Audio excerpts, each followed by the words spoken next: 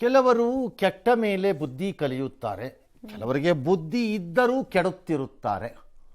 ಈ ಎರಡೂ ಅಲ್ಲದೆ ಆಗಾಗ್ಗೆ ಆತ್ಮಹತ್ಯೆಯನ್ನು ಮಾಡಿಕೊಳ್ಳುವ ಪಕ್ಷ ಅಂತ ಯಾವುದಾದ್ರೂ ಒಂದಿದ್ರೆ, ಲೀಡರ್ಸ್ ಅಂತ ಇದ್ರೆ ಅದು ಕಾಂಗ್ರೆಸ್.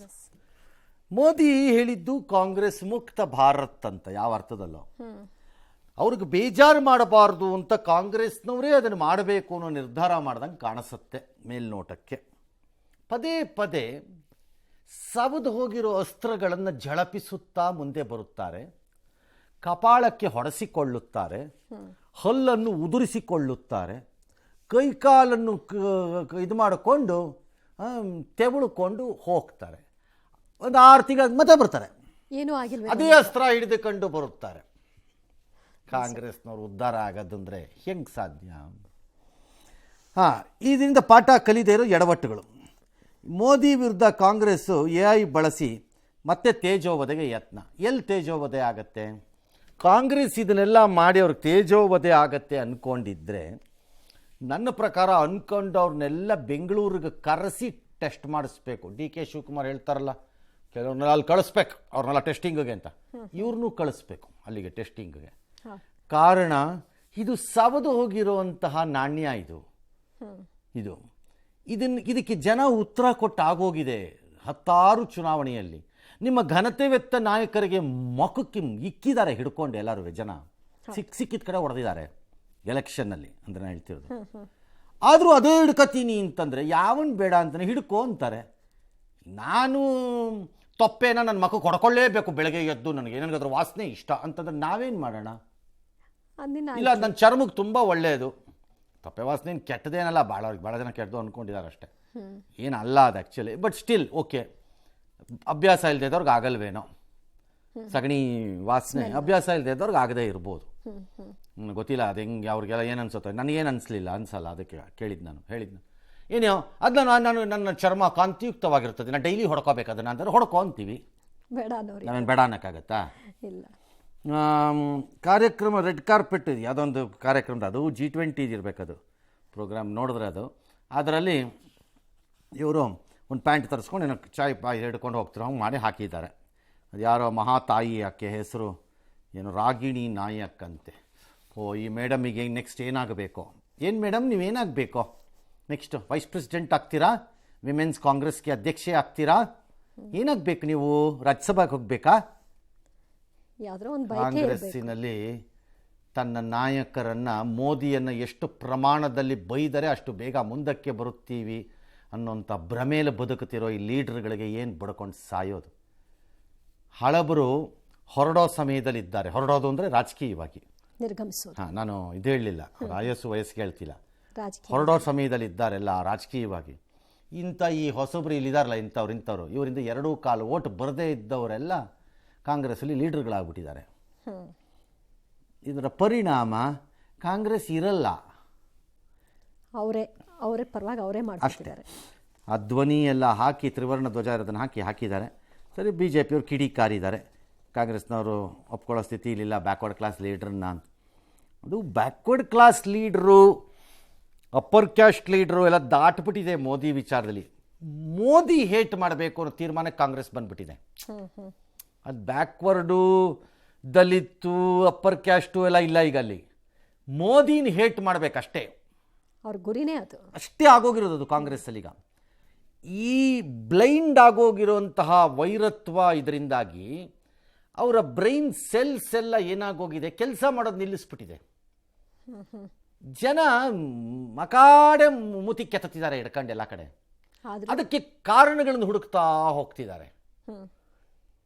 ಆ ಕಾರಣಗಳು ಏನು ಬದಲಾಗ್ತಿಲ್ಲ, ಕಾರಣಗಳನ್ನು ಹುಡುಕ್ತಾ ಹೋಗೋದು ಅರ್ಥನೇ ಆಗ್ತಿಲ್ಲ ಅವ್ರಿಗೆ. 2 ರಾಜ್ಯ ಹೋಗ್ಬಿಟ್ರೆ ಅಪ್ಪಿ ತಪ್ಪಿ. ಆ ತೆಲಂಗಾಣ ಮತ್ತು ಕರ್ನಾಟಕ ನಿಮ್ಮನ್ನು ಯಾರೀ ಕೇರ್ ಮಾಡ್ತಾರೆ? ಆ JMM ಒಂದು ಇಟ್ಕೊಂಡಿದ್ರಿ ಜಾರ್ಖಂಡಲ್ಲಿ, ಅದು ಬಿಡ್ತಿದಾರಂತೆ, ಅವರು ಬಿಡ್ತಿದಾರಂತೆ ಇವ್ರನ್ನ. ನಿಮ್ಮನ್ನು ಯಾರೀ ಕೇರ್ ಮಾಡ್ತಾರೆ?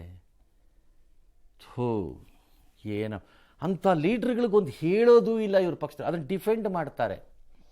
ಎಂಥ ಅಯೋಗ್ಯ ಮನೋಸ್ಥಿತಿಗೆ ಹೊಟ್ಟೋಗಿದ್ದೀರಿ ನೋಡ್ಕೊಳ್ಳಿ. ಫರ್ಗೆಟ್ ಮೋದಿ, BJP ಅಲ್ಲ, ಅದು ಒಬ್ಬ ಪ್ರೈಮ್ ಮಿನಿಸ್ಟ್ರಿಗೆ ಇದಾದಾಗ ನೀವು ಆ ಸ್ಟ್ಯಾಂಡ್ ತೊಗೊಂಡಿದ್ದಿದ್ರೆ ಆಗ್ತಿತ್ತು.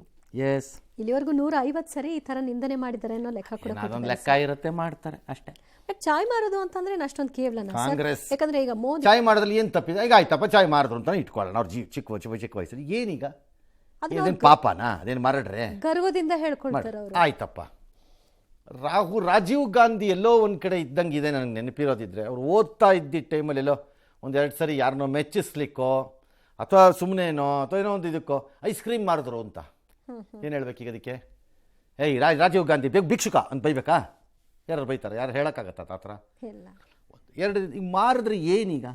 ಹಾಗಿದ್ರೆ ಈಗ ರಾಹುಲ್ ಗಾಂಧಿನೂ ಕೆಲವು ಕಡೆ ಎಲ್ಲ ಹೋಗಿ ದೋಸೆ ಹಾಕಿದ್ರು, ಕಳೆ ಕೀಳೋ ಬೀರಿ ಅದು ಫೋಟೋಗೆ. ಇದು ಜೀವನಕ್ಕೆ. ಇವ್ರು ಮಾಡಿದ್ದಿದ್ದು ಜೀವನಕ್ಕೆ, ಅವ್ರು ಮಾಡಿದ್ದಿದ್ದು ಫೋಟೋಗೆ. ರಾಹುಲ್ ಗಾಂಧಿಗೂ ನರೇಂದ್ರ ಮೋದಿಗೂ ಕಂಪೇರ್ ಮಾಡೋಕ್ಕಾಗಲ್ಲ ಬೆಳೆದು ಬಂದ ರೀತಿಯನ್ನು. ಕಷ್ಟದಿಂದ ಬೆಳೆದು ಬಂದಿರೋರು ಬೇರೆ, ರಾಜಮನೆತನದಲ್ಲಿ ಬೆಳೆದು ಬಂದಿರೋರು ಬೇರೆ. ಏನ್ರಿ ರಾಹುಲ್ ಗಾಂಧಿ ಕಷ್ಟಪಟ್ಟಿರೋದು ಜೀವನದಲ್ಲಿ? ಹೇಳ್ರಿ ಯಾರು ಒಬ್ಬರು ನನಗೆ. ಏನು ಕಷ್ಟಪಟ್ಟಿದಾರ್ರಿ ಅವರು? ಯಾವುದಕ್ಕೆ ಕಷ್ಟಪಟ್ಟಿದಾರ್ರಿ ಅವ್ರ ಜೀವನದಲ್ಲಿ ಅವರು? ಎಕ್ಸೆಪ್ಟ್ ಈಗ ಮೋದಿ ಮೇಲೆ ಮಾಡ್ತಿರೋ ಫೈಟ್ ಒಂದು ಬಿಟ್ಬಿಟ್ರೆ ಪೊಲಿಟಿಕಲಿ, ಅವ್ರ ಜೀವನದಲ್ಲಿ ಏನು ಕಷ್ಟಪಟ್ಟಿದ್ದಾರೆ ಅವರು? ಹೇಳ್ರಿ ನೋಡೋಣ. ಇವತ್ತು ಬೆಳಗ್ಗೆ ಬ್ರೇಕ್ಫಾಸ್ಟ್ ಎಲ್ಲಿ ಬರುತ್ತೆ ಅಂತ ಯಾವ ಥರ ಅವ್ರು ಕಾಡಿದೆಯಾ? ಇವತ್ತು ನಾನು ಎಲ್ಲಿ ಊಟ ಮಾಡಬೇಕು ಅಂತ ಅವ್ರನ್ನ ಯಾವ ಥರ ಕಾಡಿದೆಯಾ? ನಾನು ಇವತ್ತು ಯಾವ ಶರ್ಟ್ ಹಾಕ್ಕೋಬೇಕು, ಒಕ್ಕೋಬೇಕಲ್ಲ, ಇದನ್ನು ಮಾಡ್ಕೋಬೇಕಲ್ಲ ಅಂತ ಯಾವ ಥರ ಯೋಚನೆ ಮಾಡಿದ್ದಾರೆ ಅವರು? ರಾತ್ರಿ ನಾನು ಡಿನ್ನರ್ನ ಏನು ಮಾಡಲಿ, ಇವತ್ತು ಚಳಿ ಇದೆಯಲ್ಲ, ಹೊದ್ಗೊಳಕ್ಕೊಂದು ಹೊದಿಗೆ ಇಲ್ವಲ್ಲ, ಇವತ್ತು ಒಂದೆರಡು ಹೊದಿಗೆ ತಗೋಬೇಕು ಅಂತ ಯೋಚನೆ ಮಾಡಿದಾರಾ? ಏನು ರೀ ಕಷ್ಟಪಟ್ಟಿದ್ದಾರೆ ಅವ್ರ ಜೀವನದಲ್ಲಿ ಅವರು? ಯಾವ ಕೊರತೆನೂ ಇಲ್ಲ. ಯಾಕೆ ಎಲ್ಲ ಇನ್ನೊಬ್ರು ಕಂಪೇರ್ ಮಾಡಿ? ರಾಜಮಹಾರಾಜರ ಕುಟುಂಬದಲ್ಲಿ ಬೆಳೆದು ಬಂದಿರೋ ರೀತಿ ಬಂದಿರೋರನ್ನ ತೊಗೊಂಡೋಗಿ ನೀವು ಇದಕ್ಕೆ ಕಂಪೇರ್ ಮಾಡಿದ್ರೆ ಯಾರಿಗೆ ಅವಮಾನ? ನಿಮಗೆ ಅವಮಾನ. ಇನ್ನೂ ಅವ್ರ ಜನಪ್ರಿಯತೆ ಹೆಚ್ಚಾಗ್ತಾ ಹೋಗುತ್ತೆ. ಎಸ್. ಇನ್ನು ರಾಜ್ಯಸಭಾ ಕಾಂಗ್ರೆಸ್ ಸಂಸದೆ ರೇಣುಕಾ ಚೌಧರಿ ಅವರ ವಿವಾದದ ಸರಣಿ ಮುಂದುವರೆದಿದೆ. ಸಂಸತ್ತಿನ ಆವರಣದೊಳಗೆ ನಾಯಿ ಕರೆತಂದಿದ್ದಕ್ಕೆ ಬಿಜೆಪಿ ಹಕ್ಕುಚ್ಯುತಿ ನಿರ್ಣಯ ಮಂಡಿಸುವ ಸಾಧ್ಯತೆ ಇದೆ. ಈ ಬಗ್ಗೆ ಪತ್ರಕರ್ತರು ಪ್ರಶ್ನೆ ಕೇಳಿದಾಗ ಬೌ ಅಂದ್ರು. ಇನ್ನೇನು ಹೇಳಿ ನಡೀರಿ ಅಂದ್ರು. ಪತ್ರಕರ್ತರು ಪ್ರಶ್ನೆಯನ್ನು ಮುಂದುವರೆಸಿದ್ರು. ಬಿಜೆಪಿಗರು ಹಕ್ಕುಚ್ಯುತಿ ನಿರ್ಣಯ ಮಂಡಿಸಲಿ, ಆಗ ನೋಡೋಣ, ಈಗ ಯಾಕೆ ತಲೆ ಕೆಡಿಸ್ಕೊಳ್ಳೋದು, ಮಂಡಿಸಿದ ಮೇಲೆ ಬಾಯ್ ಬಿಡ್ತೀನಿ ಅಂತ ಅವ್ರು ಹೇಳಿದ್ರು. ಅಂದ ಹಾಗೆ ಈ ಹಿಂದೆ ವಾಜಪೇಯಿ ಕೂಡ ಸಂಸತ್ತಿಗೆ ಎತ್ತಿನ ಬಂಡಿ ತಂದಿರಲಿಲ್ವಾ? ಅದಕ್ಕೆ ಅವರು ಮೊದಲು ಉತ್ತರ ಕೊಡ್ಲಿ. ದಾರಿಯಲ್ಲಿ ಸಿಗುವ ನಾಯಿ ಸೇರಿದಂತೆ ಪ್ರಾಣಿಗಳನ್ನು ನಾನು ರಕ್ಷಣೆ ಮಾಡ್ತೀನಿ, ಇದರಿಂದ ಅವ್ರಿಗೇನು ಸಮಸ್ಯೆ? ಹಿಂದೂ ಧರ್ಮದಲ್ಲಿ ನಾಯಿಗಳಿಗೆ ಹೆಚ್ಚಿನ ಪ್ರಾಮುಖ್ಯತೆ ಇದೆ. ಸಂಸತ್ತಿಗೆ ಬರುವಂತಹ ಮಾರ್ಗದಲ್ಲಿ ನಾಯಿ ಒಂದು ರಸ್ತೆಯಲ್ಲಿ ಓಡಾಡ್ತಾ ಇತ್ತು. ಅದನ್ನ ನೋಡಿ ಯಾವುದಾದ್ರೂ ಕಾರ್ ಚಕ್ರಕ್ಕೆ ಸಿಕ್ಕಾಕೊಂಡ್ಬಿಟ್ರೆ ಅನ್ನೋ ಕಾರಣದಿಂದಾಗಿ ಅದು ಸಾಯೋದನ್ನ ತಪ್ಪಿಸೋ ಸಲುವಾಗಿ ನಾನು ತಗೊಂಬಂದೆ. ಇದರಲ್ಲಿ ಯಾವುದೇ ಶಿಷ್ಟಾಚಾರದ ಉಲ್ಲಂಘನೆ ಆಗಿಲ್ಲ ಅಂತ ಸಮರ್ಥಿಸ್ಕೊಂಡ್ರು. ಡಾಗ್ ರೇಣುಕಾ ಅವರು ಸಂಸತ್ ಒಳಗಿರೋರೆಲ್ಲ ಬೊಗಳವ್ರೆ ಕಚ್ಚೋರೆ ಅಂದಿದ್ರು. ಈಗ ಅವರೇ ಪ್ರೀತಿಯಿಂದಾನೇ ಹೇಳಿದ್ದು ಡಾಗ್ ರೇಣುಕಾ, ನಾಯಿ ರೇಣುಕಾ ಅಂತ ಯಾರು ಕೇಳಿದ್ರೆ, ನಾಯಿ ಅಂತ ಬಯ್ಯೋ ಪದ ಅಲ್ಲ ಅದು. ಹೌದು, ಪ್ರೀತಿಯಿಂದ ಪ್ರಾಣಿಯ ಬಳಕೆ ಅಷ್ಟೇ. ಎಲ್ಲದಕ್ಕೂ ಒಂದು ಘನತೆ, ಗೌರವ ಅಂತಿರುತ್ತೆ. ಎತ್ತಿನ ಗಾಡಿನಲ್ಲಿ ಬಂದಿದ್ದಕ್ಕೆ ಡಿ ಕೆ ಶಿವಕುಮಾರ್ ನೀನು ಜೈಲಿಗೆ ಹಾಕ್ತೀರಾ? ಸಿದ್ದರಾಮಯ್ಯನ ಡಿ ಕೆ ಶಿವಕುಮಾರ್ನ ವಿಧಾನಸೌಧಕ್ಕೆ ಎತ್ತಿನ ಗಾಡಿಯಲ್ಲಿ ಬಂದಿದ್ರಲ್ಲ, ಜೈಲಿಗೆ ಹಾಕ್ತೀರಾ? ಎತ್ತಿನ ಗಾಡಿಯಲ್ಲಿ ಬಂದಿರುವುದು ಪ್ರತಿಭಟನೆಯ ಸಂಕೇತ. ನಾಯಿ ಕರ್ಕೊಂಬಂದಿರೋದು ಅವಮಾನದ ವಿಚಾರ ಅಷ್ಟೇ. ನಾಯಿಗಲ್ಲ, ನಿಮಗೆ. ನಾಯಿಗಲ್ಲ ಪಾಪ, ಅದಕ್ಕೇನು ಮಾಡೋಕ್ಕಾಗತ್ತೆ? ಅದಕ್ಕೇನು ಗೊತ್ತಾಗತ್ತೆ? ಅದಕ್ಕೆ ಯಾರು ಕರ್ಕೊಂಬರಲ್ಲ.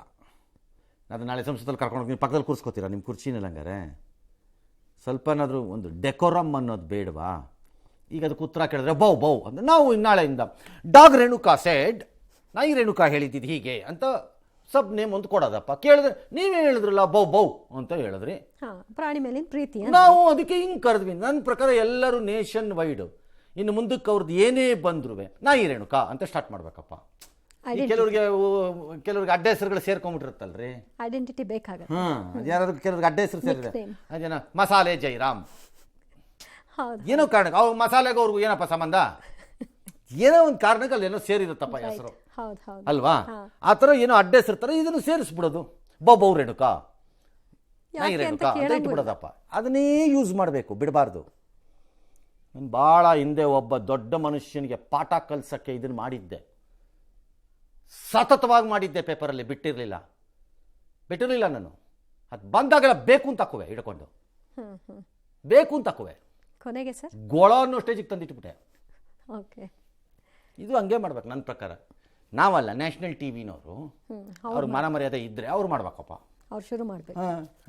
ಆಮೇಲೆ ಹಿಂದೂ ಧರ್ಮದಲ್ಲಿ ನಾಯಿಗೆ ಹೆಚ್ಚಿನ ಹಿಂದೂ ಧರ್ಮದ ಬಗ್ಗೆ ಕಾಂಗ್ರೆಸ್ನವ್ರು ಮಾತಾಡಲೇಬಾರ್ದು. ನಿಮಗೂ ಹಿಂದೂ ಧರ್ಮಕ್ಕೂ ಸಂಬಂಧ ಇಲ್ಲ, ಹೇಳೋದೊಂದು. ನೀವು ಹಿಂದೂ ವಿರೋಧಿಗಳು. ನಿಮಗೂ ಹಿಂದೂ ಧರ್ಮಕ್ಕೂ ಸಂಬಂಧ ಇಲ್ಲ. ನಿಮಗೆ ಸಂಬಂಧವಿರೋ ಧರ್ಮದ ಬಗ್ಗೆ ಮಾತಾಡ್ಕೊಳ್ಳಿ, ಹಿಂದೂ ಧರ್ಮದ ಬಗ್ಗೆ ಬಂದು ಮಾತಾಡಕ್ಕೆ ಬರಬೇಡಿ. ಎಲ್ಲೆಲ್ಲಿ ಬೇಕೋ ಅಲ್ಲಲ್ಲಿ ಸೇರಿಸೋ ಪ್ರಯತ್ನ ಅಷ್ಟೇ, ಗೊತ್ತಾಯ್ತಲ್ವಾ? ನಿಮಗೂ ಅದಕ್ಕೂ ಬರಲ್ಲ. ಯಾಕೆ ಅಂತ ಮುಂದೆ ಹೇಳ್ತೀನಿ. ಇಂಡಿ ಕೂಟದ ಬೇಹುಗಾರಿಕೆ ಆರೋಪ ಬೆನ್ನಲ್ಲೇ ಕೇಂದ್ರ ಸರ್ಕಾರ ಯೂಟರ್ನ್ ಮಾಡಿದೆ. ಮೊಬೈಲ್ಗಳಲ್ಲಿ ಸಂಚಾರ್ ಸಾಥಿ ಆ್ಯಪನ್ನು ಕಡ್ಡಾಯವಾಗಿ ಇನ್ಸ್ಟಾಲ್ ಮಾಡಬೇಕು ಅಂದರೆ ಮ್ಯಾನುಫ್ಯಾಕ್ಚರರ್ಸೇ ಉತ್ಪಾದಕರು ಯಾರ್ಯಾರಿದ್ದಾರೆ ತಯಾರಿ ಮಾಡ್ತಿರೋರು ಅವರು ಅಂತಿದ್ದ ಆದೇಶವನ್ನು ಹಿಂದಕ್ಕೆ ಪಡೆದಿದ್ದಾರೆ. ಆದರೆ ಸರ್ಕಾರ ಹೇಳುತ್ತೆ ಅದರಿಂದ ಬೇಹುಗಾರಿಕೆ ಆಗಲಿ ಖಾಸಗಿತನದ ಉಲ್ಲಂಘನೆ ಆಗಲಿ ಎಲ್ಲ ಇಲ್ಲ, ಅದು ನಾವು ಆದೇಶನ ಒಳಪಡಿಸ್ತಾ ಇದ್ದೀವಿ ಅಷ್ಟೇ, ಜನರು ಇದಕ್ಕೆ ಬೇಡ ಅಂದರೆ ಬೇಡ ಬಿಡಿ ಅಂತ ಹಂಗೆ ಹೇಳಕ್ಕೆ ಬರಲ್ಲ. ನೀವು ಇಲ್ಲ ಅಂದ್ಬಿಟ್ರೆ ಇಲ್ಲ ಅನ್ನೋಕ್ಕಾಗಲ್ಲ. ಇಲ್ಲಿ ಇದೆ, ಅದರಲ್ಲಿ ಆ ಪ್ರಾವಿಷನ್ ಇದೆ. ಈಗ ಕೋವಿನ್ಗಿತ್ತು, ಕೋವಿಡ್ ಟೈಮಲ್ಲಿ ಕೋವಿನ್ಗಿತ್ತು. ಕೋವಿನ್ಗಿದ್ದೇನು, ಡಿಕ್ಲೇರ್ಡ್ ಉದ್ದೇಶ ಏನು, ನಾನು ಎಲ್ಲಿದ್ದೀನಿ ಅನ್ನೋದನ್ನು ಕಂಡುಹಿಡಿಯೋದು. ಹೌದು, ನಾನು ಎಲ್ಲಿದ್ದೀನಿ ಅನ್ನೋದನ್ನು ಕಂಡುಹಿಡಿಯೋದೇ ಇದ್ದಿದ್ದದು. ಜನ ಯಾಮರಿಸ್ತಿದ್ದಾರೆ ಅಂತ ಗೊತ್ತಾಗಿ. ಹಾಂ, ಹಾಗಾಗಿ ಇದು ಅಷ್ಟೇ, ಅದೇನೆ. ಮತ್ತು ನಿಮ್ಗೆ ಯಾವ ಹಕ್ಕೂ ಇಲ್ಲ. ಈಗ ಸರ್ಕಾರ ಏನು ಹೇಳ್ತಿದೆ, ನಿಮಗೆ ಅಕಸ್ಮಾತ್ ಬೇಡ ಅನ್ಸ ನೀವು ಡಿಲೀಟ್ ಮಾಡ್ಕೊಳ್ಳಿ, ಅದು ನಮಗೆ ಬಿಟ್ಟಿದ್ದು. ನಮಗೆ ಬೇಕು ಅಂದರೆ ಡೌನ್ಲೋಡ್ ಮಾಡ್ತೀವಿ. ಫಾರ್ ಎಕ್ಸಾಂಪಲ್, ದಿನಕ್ಕೆ ಒಂದು 60,000 ಮಾಡ್ತಿದ್ರಂತೆ, ಇವತ್ತು 6 ಲಕ್ಷ ಆಗಿದೆ ಅಂತೆ. 60 ಲಕ್ಷನೇ ಹಾಕ್ಕೊಳ್ಳಿ, ನಮಗೆ ಸಂಬಂಧ ಇಲ್ಲ. ಬೇಕಿದ್ದವ್ರು ಮಾಡ್ಕೊಳ್ಳಿ, ಪ್ರೀ ಇನ್ಸ್ಟಾಲ್ ಮಾಡೋಕ್ಕೆ ಹೋಗಬಾರ್ದು. ನೀವು ಬೇಕಿದ್ದವ್ರು ಮಾಡ್ಕೋತಾರೆ. ನಾನು ನಿನ್ನೆ ಕೊಟ್ಟಂಗೆ ಎಕ್ಸಾಂಪಲ್, 10 ಆ್ಯಪ್ಗಳು, 100 ಆ್ಯಪ್ಗಳು, 1000 ಆ್ಯಪ್ಗಳು ಬರುತ್ತವಪ್ಪ. ಜನ ತಮಗೆ ಬೇಕಾಗಿದ್ದಂತ ತಾವು ಮಾಡ್ಕೊಳ್ಳಲ್ವೇ? ಅವ್ರಿಗೆ ಅವಶ್ಯಕತೆ ಇತ್ತು ಅನ್ನಿಸ್ಬಿಟ್ರೆ ಯಾರು ಬಿಡ್ತಾರೆ? ಬಿಡಲ್ಲ. ಹಾಗಾಗಿ ಇದು ಕೇಂದ್ರ ಸರ್ಕಾರ ಏನು ಬುರುಡೆ ಬಿಟ್ಟರೂ ಸರಿ, this was A wrong move ಅಷ್ಟೇ. ಆಮೇಲೆ ಈ ಆ್ಯಪ್ ಬಂದ್ರೂ ಅದನ್ನು ರಿಜಿಸ್ಟರ್ ಮಾಡ್ಕೊಳ್ಬೇಕಾಗತ್ತೆ, ಅಷ್ಟು ಕ್ವಿಕ್ ಆಗಿ ನಿಮ್ಮ ಡೀಟೇಲ್ಸ್ ಎಲ್ಲ ಹೋಗಲ್ಲ ಅಂತ ಕೂಡ ಹೇಳ್ತೀವಿ. ಅದೆಲ್ಲ ಬೇರೆ ವಿಚಾರ. ಈ ಬುರುಡೆ ಬಿಡಬೇಡಿ, ನಮ್ಗೆ ಅಷ್ಟು ಕ್ವಿಕ್ಕಾಗಿ ಹೋಗಲ್ಲ. 3 ತಿಂಗಳಾದ್ಮೇಲೆ ಒಂದು ಕತೆ ಕಾಯಕ್ಕೆ ತಗೋತಾ ಇದೆಯಾ, 6 ತಿಂಗಳಾದ್ಮೇಲೆ 3 ತಿಂಗಳಾದ್ಮೇಲೆ ಅಂತ ಕೇಳ್ತೀನಿ ನಾನು. ನಿನಗೆ ಯಾಕೆ ಬೇಕು ನನ್ನ SMS ಮೆಸೇಜ್ ಟ್ರ್ಯಾಕು ಇದು ಎಲ್ಲ? ನಿನಗೆ ಯಾಕೆ ಬೇಕು ನಂದು ವಿಡಿಯೋಸು ಅಥವಾ ಫೋಟೋಸ್ದು ಇದೆಲ್ಲ? ಕಾಂಟ್ಯಾಕ್ಟ್ ಏನಕ್ಕೆ ಬೇಕು ನಿನಗೆ? ಕೇಳಿದ್ರು ಒಂದೊಂದ್ಸರಿ ಭಾಳ ಬುದ್ಧಿವಂತಿಕೆಯಲ್ಲಿ ಮಾತಾಡ್ತೀರಿ ಕೇಂದ್ರ ಸರ್ಕಾರದಲ್ಲಿ. ಅದೇ ನಿನ್ನೆ ಹೇಳಿದ್ನಲ್ಲ, ನಮ್ಮ ಮನೆ ಬರ ಈಗ ಹೆಂಗಾಗೋಗಿದೆ ಅಂದರೆ, ನಿಮ್ಮನ್ನು ಕ್ಯಾಕರ್ಸ್ ಉಗಿಯೋಣ ಅಂತಂದಾಗ ಆಯಿತು, ನೆಕ್ಸ್ಟ್ ಯಾರಿಗೆ ಲಾಭ ಆಗುತ್ತೆ ಅಂತ ಪಕ್ಕ ನೋಡಿದ್ರೆ ಬೇಡ ಇವ್ರು ಉಗಿಯೋದು ಬೇಡ, ಸದ್ಯಕ್ಕೆ ವರ್ಲ್ಡ್ ಅನ್ನೋ ಲೆವೆಲಿಗೆ ಬಂದುಬಿಟ್ಟಿದ್ದೀವಿ ನಾವೀಗ. ನಮ್ಮ ಹಣೆ ಬರಹ ಆ ಸ್ಟೇಜಿಗೆ ತಂದಿಟ್ಟಿದ್ದೀವಿ. ಎಸ್, ಜೀನಿ ಸ್ಲಿಮ್ ರೆಫರ್ ಮಾಡ್ಬೇಕಾದ್ರೆ ಕಾರಣ ಏನಂದ್ರೆ ವೇಟ್ ಲಾಸ್ ಸಲುವಾಗಿ ನನ್ ಬಾಳ ಜನ ಕೇಳಿದ್ರು. ಫಸ್ಟ್ ನಾನು ತಗೊಂಡು ನನಗೆ ರಿಸಲ್ಟ್ ಬಂದ್ಮೇಲೆ ಆಮೇಲೆ ನಾನು ಜೀನಿ ಸ್ಲಿಮ್ ಇನ್ನೊಬ್ಬರಿಗೆ ಪ್ರಿಪೇರ್ ಮಾಡಿದ್. ಸುಸ್ತಾಗೋದು ಕಡಿಮೆ ಆಯ್ತು, ವೀಕ್ನೆಸ್ ಅದು ಏನೂ ಇಲ್ಲ, ಪೂರಾ ಹೆಲ್ದಿ ಅದೇನೆ. ವೇಟ್ ಜಾಸ್ತಿ ಇರೋರಲ್ಲಿ ಏನೇ ಡೌಟ್ ಇಲ್ಲದೆ 100% ಬಳಸಬಹುದು. ಪ್ರತಿದಿನ ನಮ್ಮ ಜೀನಿ ಸ್ಲಿಮ್ ನ ಯೂಸ್ ಮಾಡಿ ಯಾವುದೇ ಸೈಡ್ ಎಫೆಕ್ಟ್ ಇಲ್ದಂಗೆ ನೀವು ಸಣ್ಣ ಆಗ್ತೀರಾ. ಇನ್ನು ಸರ್ಕಾರಿ ಖಜಾನೆಯ ಹಣದಿಂದ ನೆಹರು ಬಾಬ್ರಿ ಮಸೀದಿ ನಿರ್ಮಿಸಲು ಮುಂದಾಗಿದ್ರು ಅಂತ ರಕ್ಷಣಾ ಸಚಿವ ರಾಜನಾಥ್ ಸಿಂಗ್ ಆರೋಪ ಮಾಡಿದ್ದಾರೆ. ನೆಹರು ನಡೆಯನ್ನ ವಿರೋಧಿಸಿದ ಪಟೇಲ್ರು ಆ ಸಮಯದಲ್ಲಿ ಸರ್ಕಾರಿ ಹಣದಿಂದ ಬಾಬ್ರಿ ಮಸೀದಿ ನಿರ್ಮಾಣವಾಗದಂತೆ ತಡೆದ್ರು ಅಂದ್ರು. ಪಟೇಲ್ರ 150ನೇ ಜನ್ಮದಿನಾಚರಣೆಯ ಅಂಗವಾಗಿ ವಡೋದರಾದಲ್ಲಿ ನಡೆದಂತಹ ರಾಷ್ಟ್ರೀಯ ಏಕತಾ ಯಾತ್ರೆಯಲ್ಲಿ ಮಾತನಾಡ್ತಾ ಸರ್ದಾರ್ ವಲ್ಲಭಾಯ್ ಪಟೇಲ್ ನಿಜವಾದ ಜಾತ್ಯತೀತವಾದಿ, ಅಪ್ರಯೋಜಕ ರಾಜಕೀಯವನ್ನ ನಂಬದವರು, ದೇಶದ ಹಿತಾಸಕ್ತಿಗೆ ಆದ್ಯತೆ ಕೊಟ್ಟವರು. ಸೋಮನಾಥ ದೇವಾಲಯದ ಪುನರ್ ನಿರ್ಮಾಣದ ವಿಚಾರದಲ್ಲಿ ನೆಹರು ವಿರೋಧ ವ್ಯಕ್ತಪಡಿಸಿದಾಗ ಪಟೇಲ್ರು ಖಂಡನೆ ಮಾಡಿದ್ರು. ದೇವಾಲಯದ ನಿರ್ಮಾಣಕ್ಕೆ ಸಾರ್ವಜನಿಕರಿಂದ ಲಕ್ಷಾಂತರ ರೂಪಾಯಿ ಹಣ ದೇಣಿಗೆ ರೂಪದಲ್ಲಿ ಬಂತು, ಟ್ರಸ್ಟ್ ರಚಿಸಲಾಗಿದೆ, ಸರ್ಕಾರಿ ಖಜಾನೆಯಿಂದ 1 ಪೈಸೆಯೂ ಖರ್ಚಾಗಿಲ್ಲ ಅಂತ ಸ್ಪಷ್ಟಪಡಿಸಿದ್ರು. ಪಟೇಲ್ರ ಸ್ಮಾರಕವನ್ನು ನೆಹರು ವಿರೋಧ ಮಾಡಿದ್ರು. ನೆಹರು ತಮಗೆ ತಾವೇ ಭಾರತ ರತ್ನವನ್ನ ನೀಡಿಕೊಂಡ್ರು ಅಂತ ರಾಜನಾಥ್ ಸಿಂಗ್ ಹೇಳಿದ್ರು.